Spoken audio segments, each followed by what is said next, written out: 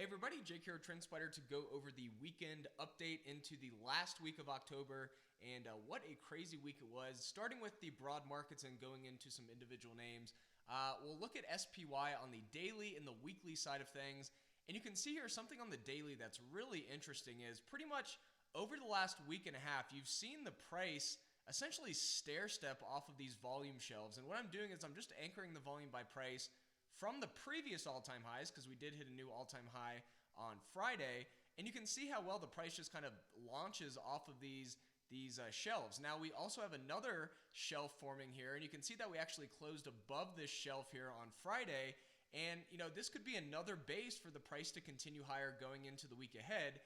And even though it was kind of a weird day in the market on Friday, if you look at the weekly candle, you'll see that this is clearly a very strong breakout from the last month, really, of not going anywhere.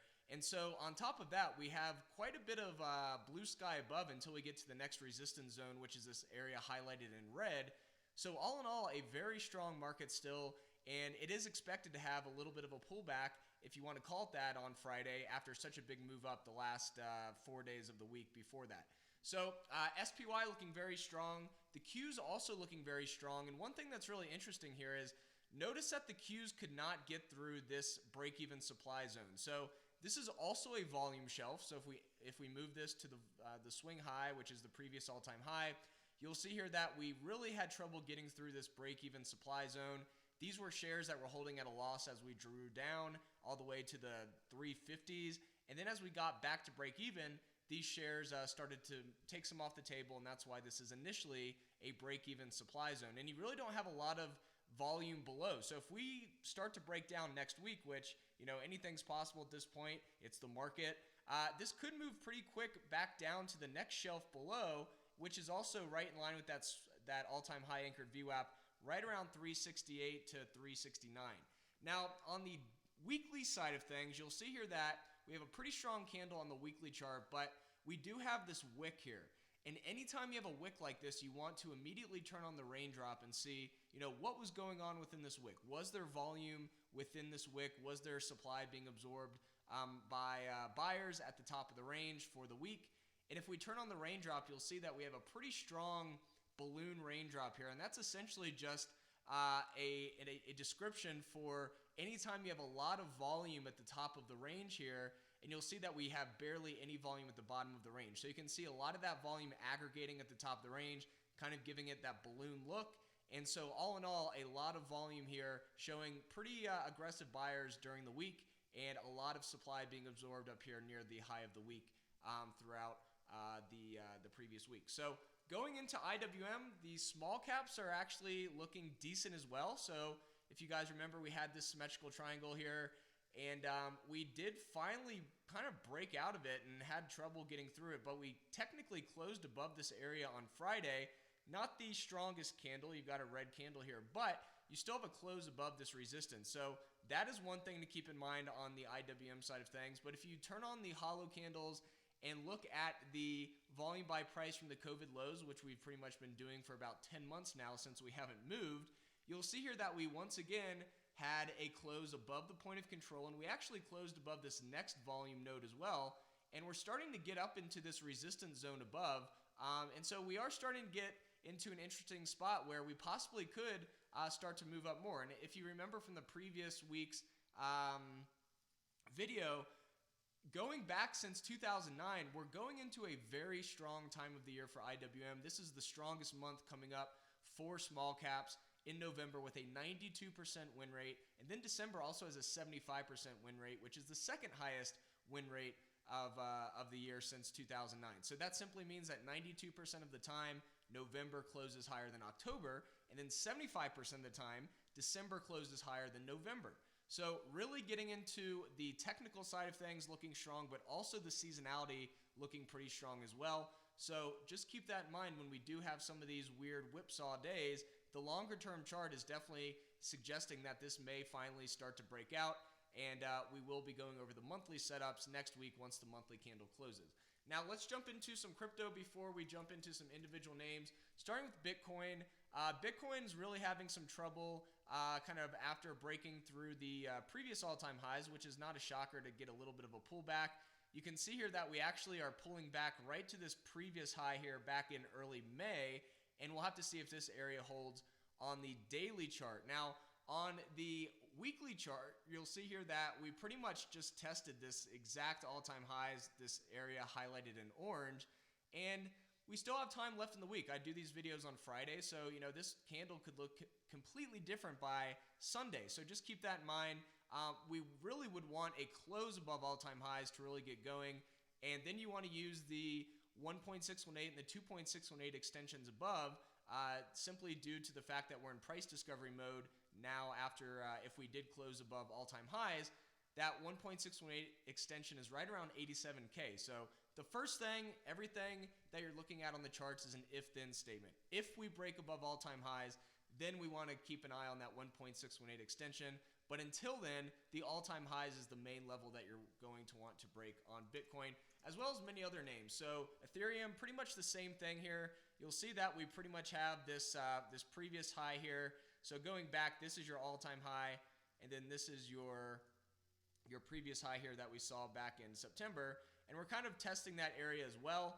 So really just using horizontal levels here for now. And if we break down, this is maybe where you'd pull out an anchored VWAP and look at the volume weighted average price from this swing low back on September 20th. And that would be kind of around, let's say, 33 to 3,400. And remember, if you do want to get alerted anytime the price gets around this area, because sometimes the price won't get exactly down to this line, just create an alert at the line, and you can create sensitivity around this line so you'll be alerted anytime the price gets anywhere within this purple area. So let's see if this horizontal previous resistance now acting as potential support holds. If not, you may want to look at this anchored VWAP below around 3,400. Now on the weekly side of things, same thing. We've got this all-time high highlighted in this thicker red line. We were rejected here, but you can see that we actually have a green weekly candle, at least for now, on Friday afternoon. Remember, we still have 2 days left in the trading week for crypto, so this can look very different by Sunday. But all in all, same thing. If we close above the previous highs, then you want to look at that 1.618 extension as kind of your longer term target, which is right around 6,000. Now we'll do one more, and this is becoming quite a popular name here in the crypto space. Solana, however you want to say it. A really strong move, pretty much testing the all-time highs here on Friday. And this is a great example of where you'd want to really look and see what's going on within this wick. Turn on the raindrop, and you'll see here that we have a decent amount of that volume still within the wick. So that shows that, this pullback may simply be more or less the pullback in demand rather than a bunch of sellers coming in. Because if this was really heavy selling within this wick, you wouldn't see a lot of volume aggregating here. So the fact that there is volume aggregating at the top of this range for Friday, that is worth noting that we have a pretty strong raindrop here. Now, on the weekly side of things, if you measure the volume by price from the swing low, we've got a pretty textbook just volume shelf launch here. So this shelf kind of acts as a base for price. You've got a nice move up off of it. And, this is a pretty strong weekly candle here. And let's see what's going on within this wick as well, at least on Friday. You can see a lot of that volume is really at the top of the range, showing some strength for the weekly candle here on Sol. Now, going into some individual names, let's jump into Tesla to start out with.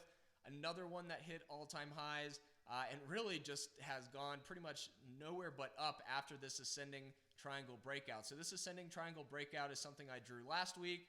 We initially had this kind of balloon breakout here, volume backing price above the resistance line, and we've pretty much gone straight up since then.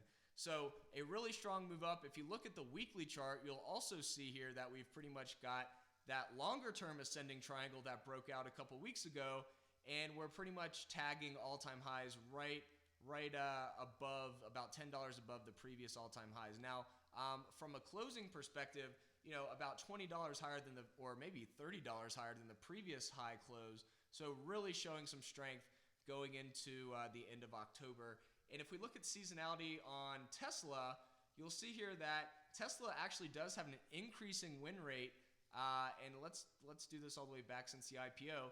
November has a 73% win rate. Historically, September and October have been pretty weak months, and you can see this has already been a very strong October. So we're only going into a stronger time of the year for Tesla in November and December. So keep that in mind that we're also getting into a stronger time of year for Tesla from a seasonal standpoint. Apple is the next one. We looked at Apple last week, and you can see here that the main thing to keep an eye on Apple is pretty much this shelf that's forming, kind of similar to what we had on the Qs. So if you measure the volume distribution using the volume by price from this previous high, you'll see here that we've kind of got the price hanging out right at this shelf here. And we did close at a low of day pretty much on Friday, so not the strongest way to end the week. But overall, if you look at the weekly candle here, you'll see here that we've got a nice balloon raindrop. Once again, that means that you've got a lot of that volume at the top of the range, showing buyers absorbing supply up here near the top of the week's range. And, we've got pretty blue skies above until we get to the 155 area to 160, and that would put us back into this red resistance zone that we have had trouble getting through before. So that is Apple. Moving on to Roku. Roku definitely had an interesting week. Kind of started out very strong and ended up pretty much where it started. So if we're using the volume by price once again, anchored from the swing high here, you'll see that we pretty much went right back down to this volume shelf, and that's where we caught a bid.